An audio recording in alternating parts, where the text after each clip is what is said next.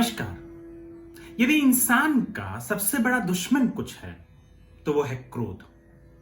जी हां, उससे ज्यादा बड़ा दुश्मन कुछ नहीं।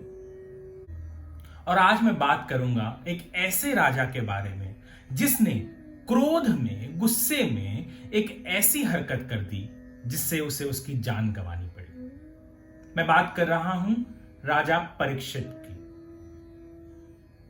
अभिमन्यु के पुत्र और अर्जुन के पोते राजा परीक्षित ने गुस्से में कुछ ऐसा कर दिया था कि जिसकी भरपाई उन्हें अपने मृत्यु से करनी पड़ी। राजा परीक्षित यूं तो एक बहुत अच्छे राजा थे।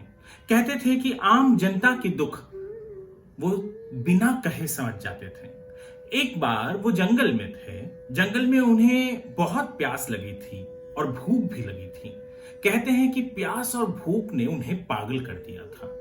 वो इस हद तक प्यासे थे और भूखे थे। उन्होंने देखा कि एक ऋषि एक पेड़ के नीचे ध्यान लगाए बैठे हैं। राजा परीक्षित को लगा कि यहां शायद उन्हें मदद मिले, परंतु ऋषि ध्यान में थे और ऋषि ने मौन व्रत भी लिया था।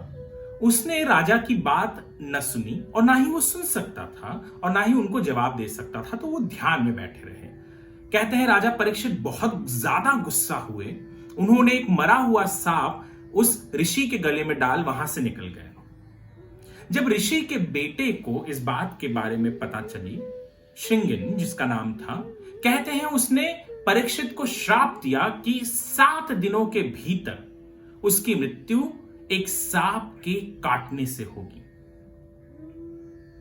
जी हां, जब ऋषि को इस बात का कि उसके बेटे ने राजा परीक्षित को श्राप दिया है कि 7 दिनों में उनकी मृत्यु होगी, बहुत ही गुस्सा हुए अपने बेटे पर।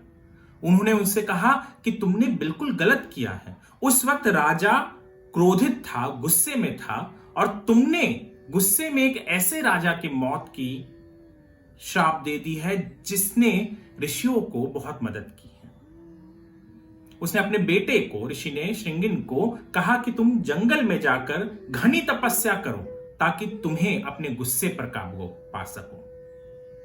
अब ऋषि श्रृंगिन ने जो श्राप दिया था, उस श्राप के बारे में परीक्षित को बताया गया। परीक्षित को जैसे ही पता चला तो उसने पहले तो क्षमा मांगी कि एक ऋषि के साथ उसके गले में सांप डालकर उसने गलत किया है, और दूसरी उसने अपने जो मंत्री थे उनसे कहा कि अब कुछ इंतजाम किया जाए। बहुत बड़े बड़े ऋषि आए, संत आए, जो लोग सांप को दूर कर सकते थे।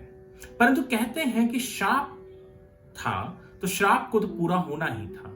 जो सांप का राजा था वह एक कीड़े के भेष में एक फल पर बैठकर उनके घर पहुंच गया। राजा परीक्षित के 7 दिन खत्म होने आए थे, सूर्यास्त होने आया था। अब राजा परीक्षित को लगने लगा था कि अब उनका नाश नहीं होगा और श्राप टल चुका है। हालांकि उन्होंने एक फल उठाया और उसी फल पर वह कीड़ा जो सांप था वो बैठा हुआ था, जो सांपों का राजा था।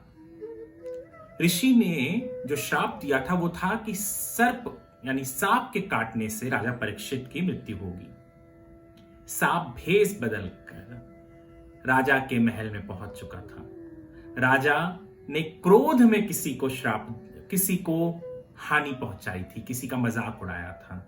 अब राजा जब यह समझकर बैठा कि 7वां दिन भी जा चुका है, अब उसे कुछ नहीं होगा, तो उसने जैसे ही वो कीड़े को देखा, उसका मजाक उड़ाते कहा कि समझो कि यही कीड़ा वो सांप है, और उन्होंने अपने गले पर रख लिया।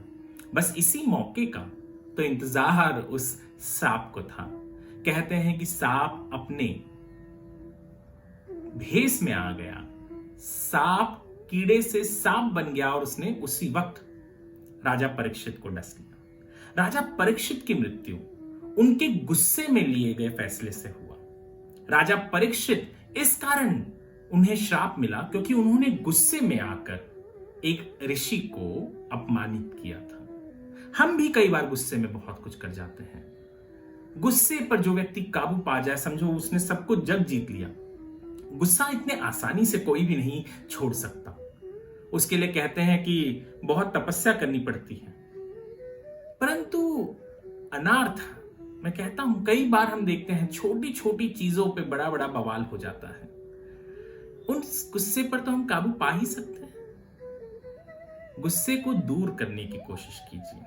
राजा परीक्षित बहुत अच्छे थे, परंतु उनका अंत एक ऐसे श्राप से हुआ जो उन्होंने गुस्से में किसी और को अपमानित करने के लिए किया था।